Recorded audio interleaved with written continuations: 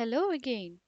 In continuation to the previous two videos that are in the description below, we are getting into the actual practical problems that we might face.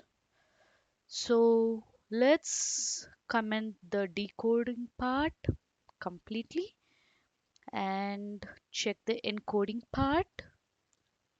So the problem that we would face is not always the server strings match the variable names that we have inside the code, and sometimes we might have something like, say, name might actually be something like this, first name, but the variable that we have inside the struct has to be name, or we actually follow a rule,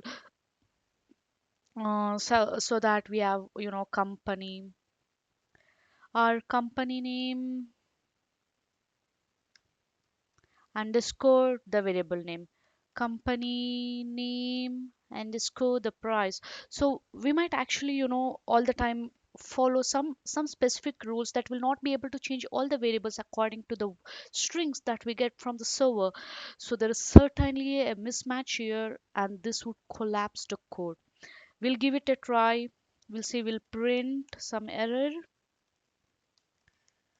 and let's run. We see what happens.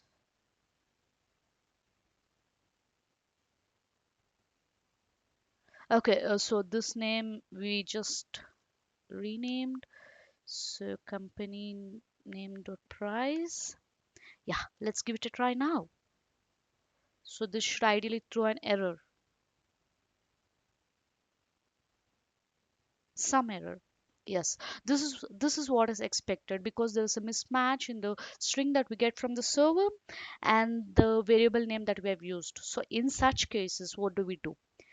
We really have a way around for this in Swift. So this is how we do that.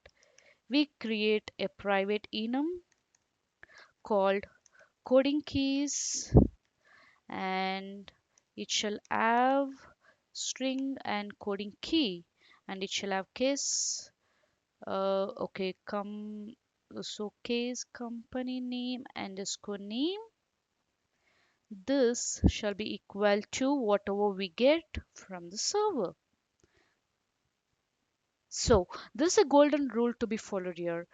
Once we start writing a specific coding key for one or other variable inside the struct, we'll have to write it for every variable that is there inside the struct. Otherwise, this is going to throw error.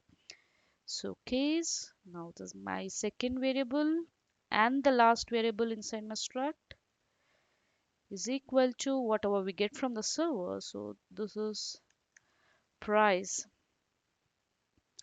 So this should work now. This should not throw some error. This should give me all the values. Let's check how this works. Haha. So this is how we handle practical issues that we get, like the server name mismatch with the actual variable mismatch, mismatch with the actual variable name that we have in the code. Thank you.